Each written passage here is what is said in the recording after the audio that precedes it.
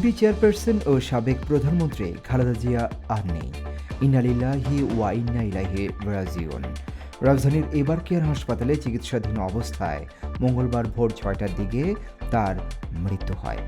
খালেদা জিয়ার মৃত্যুর সময় পাশে ছিলেন বড় ছেলে ও বিএনপির ভারপ্রাপ্ত চেয়ারম্যান তারেক রহমান, তার স্ত্রী ডাক্তার জুবাইদা রহমান, নাতনি জাইমা রহমান, বোন সেলিনা ইসলাম প্রমুখ। এ সময় দলের মহাসচিব মির্জা ফখরুল ইসলাম আলমগীরও উপস্থিত ছিলেন। খবর পেয়ে সকালে হাসপাতালে যান বিএনপির স্থায়ী কমিটির সদস্য নজরুল ইসলাম খান, সিনিয়র যুগ্ম মহাসচিব রুহুল কবির রিজভী, যুগ্ম মহাসচিব হাবিবুন নবী খান সোহেল প্রমুখ।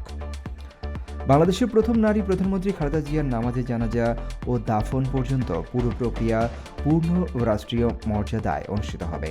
অন্তর্বর্তী সরকারের প্রধান উপদেষ্টার প্রেস সচিব শফিকুল আলম এ তথ্য জানিয়েছেন। বুধবার বাদ জোহর রাজধানীর মানিক মিয়া অ্যাভিনিউতে অনুষ্ঠিত হবে নামাজে জানাজা। পরে তাকে তার স্বামী সাবেক রাষ্ট্রপতি জিয়াউর রহমানের পাশে দাফন করা হবে।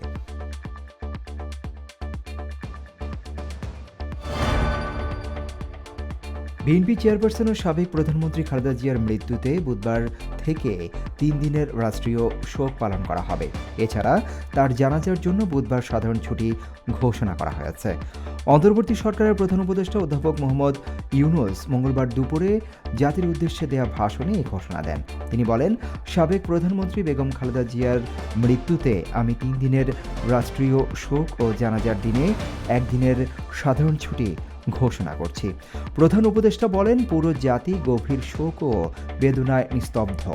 দেশের গণতান্ত্রিক রাজনীতির শীর্ষ নেত্রী সাবেক প্রধানমন্ত্রী ও বিএনপি চেয়ারপারসন বেগম খালেদা জিয়া আর আমাদের মাঝে নেই। খালেদা জিয়ার মৃত্যুতে গভীর শোক প্রকাশ করেছেন বিশ্ব নেতারা। গভীর শোক প্রকাশ করেছেন ভারতের প্রধানমন্ত্রী নরেন্দ্র মোদী। শোক বার্তায় তিনি খালেদা জিয়াকে বাংলাদেশের ইতিহাসের গুরুত্বপূর্ণ এক রাজনৈতিক ব্যক্তিত্ব হিসেবে অভিহিত করেন।